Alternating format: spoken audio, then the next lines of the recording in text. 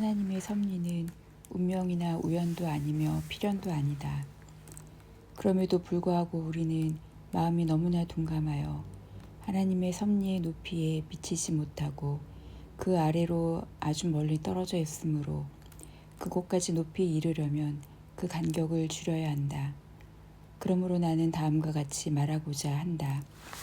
모든 것이 확실한 경륜에 따라 하나님의 계획에 의해 정해져 있지만 우리에게는 우연하게 보인다. 이는 운명이 세계와 사람들을 지배하여 만물을 위로 아래로 굴러가게 한다고 우리가 생각해서가 아니다. 그리스도인이라면 이러한 우둔함을 마음에서 멀리해야 한다.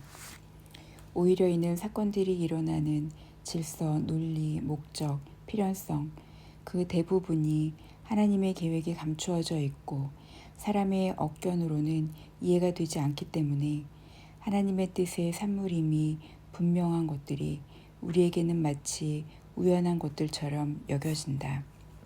는 점에서 그러하다. 왜냐하면 그 사건들은 각각의 본성이 고려될 때든지 아니면 우리의 지식과 증거에 따라 헤아려질 때든지 그것들이 취하는 모습 자체에 있어서는 차이가 없기 때문이다. 예를 들어 한 상인이 충실한 동료들과 무리를 지어 숲으로 들어갔다가 부주의해서 그들로부터 멀어진 후 길을 잃고 헤매다가 강도들의 소굴에 빠져 그들과 맞닥뜨려 목이 잘려 죽었다고 상상해보자. 이 경우 하나님은 그 상인의 죽음을 친히 자기의 눈으로 선견하셨을 뿐만 아니라 작정을 세우셔서 그렇게 되게 하셨다. 이는 그가 각자의 삶이 얼마나 연장될 것인지를 단지 선견하셨음이 아니라 그 끝을 정하시고 변동 없이 하셔서 아무도 이를 넘어가지 못하게 하셨음을 의미한다. 그럼에도 불구하고 우리의 마음으로 이해할 수 있는 능력에 관한 한 그 안에 모든 것을 우연한 것들로 드러낸다. 위의 사례를 통하여 그리스도인은 무엇을 지각하게 될 것인가?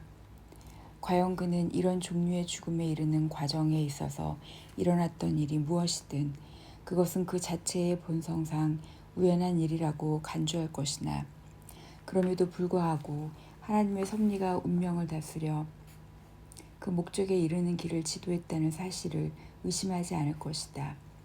같은 논리가 미래에 일어날 우연한 일들에도 적용된다. 미래에 속한 것들이 우리 모두에게 불확실한 만큼 우리는 그것들을 마치 그냥 두면 이리저리 되는 대로 쏠리기라도 하듯이 불안한 마음으로 부여잡고 있다. 그럼에도 불구하고 우리의 마음에는 여호와가 이미 선결하지 않으신 사건은 어디에도 없다는 사실이 확정되어 남아있다.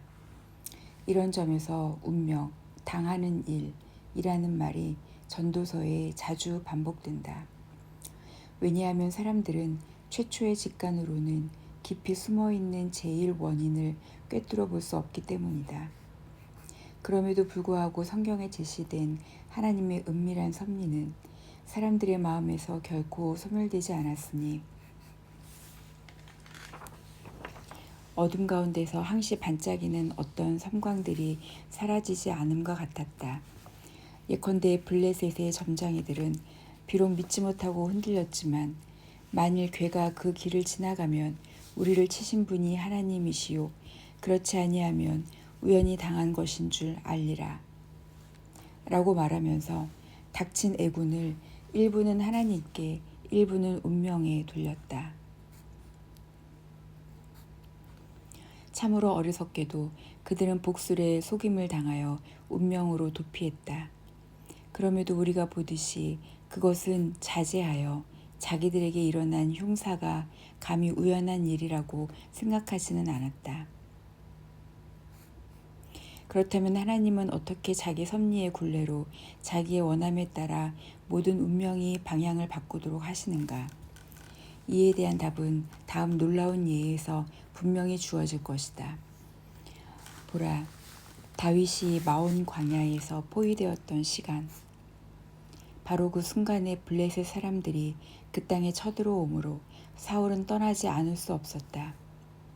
하나님이 자기 종의 안전을 보살피기 위하여 이러한 방해물로 사울을 가로막으셨다고 할진대 비록 블레셋 사람들이 갑자기 자기들의 의견을 배제한 채 무기를 잡았다고 할지라도 이것이 우연히 일어났다고 우리는 말하지 않을 것이다.